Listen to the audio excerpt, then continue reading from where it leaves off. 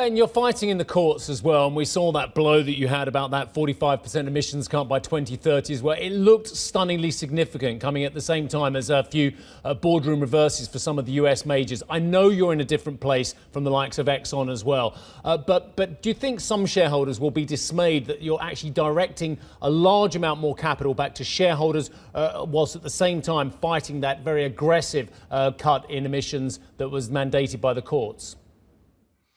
Well, I think let's look at the court case and let's look at the underlying drivers, which is all about we need more action and more urgent action on climate change. As a matter of fact, we fully agree with that.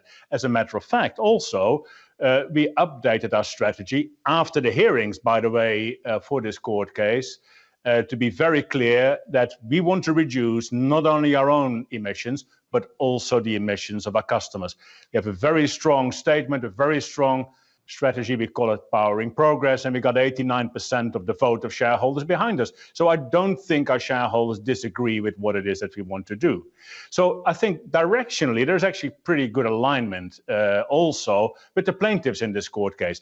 Now, it's just a matter of how do you measure progress and how much pace. And on the measurement piece, that's all about scope 1 and 2. We said we were going to reduce our own emissions from our own assets all the way to zero by 2050. And now the court says, well, actually, we want you to have a waypoint of a 45% reduction by 2030. And what I've said is, okay, well, we'll rise to that challenge. And we are working on plans to see, can we do this? And if we can, we will again put that out. We'll again put that to the vote.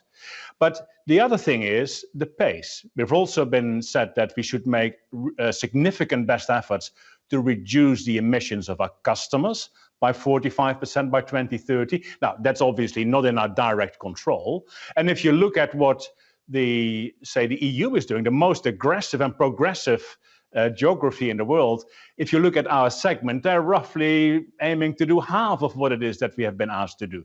So I think that is unreasonable. It's also not effective to ask a single company to deliver on that. And therefore, we're also very clear that we have to appeal this. But listen, we will do whatever we need to do for the energy transition.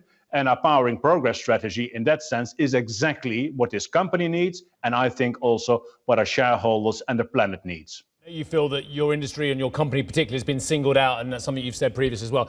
Ben, look, it's not very easy for you to say the following, that actually oil and gas is needed for a lot longer so we can make a successfully and financially viable transition as well. It's a very difficult argument for you to say we have to have more oil and gas because otherwise we're not going to have the revenue for it as well. But is it a battle that you feel that you're willing to take up again today and just say, look, we really need to go a lot longer on oil and gas than some of the most progressive activists are really willing to accept?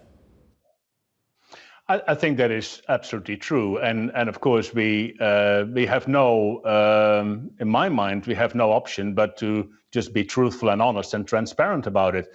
And we're not the only ones who believe this. And of course there are very loud and vocal voices that believe that we can and should stop oil and gas production right now. But listen, even in the most aggressive reduction scenario that we have seen in recent days or months, which is the IEA recent scenario, that's still $500 billion of investments in oil and gas for decades to come.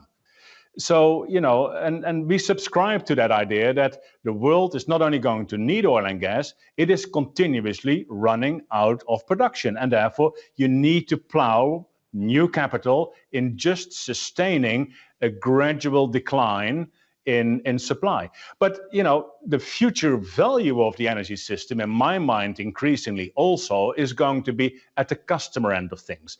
And that's why we need to have a hybrid strategy, if you like, where, yes, absolutely, we supply the energy that the world needs today, that will provide us with very healthy cash flows, as you can see today. But then also we're going to use that to build that business of the future, which will not be a huge surplus cash machine for probably a decade or more to come. So, yeah, absolutely, we need that balance. We need companies like us to do this.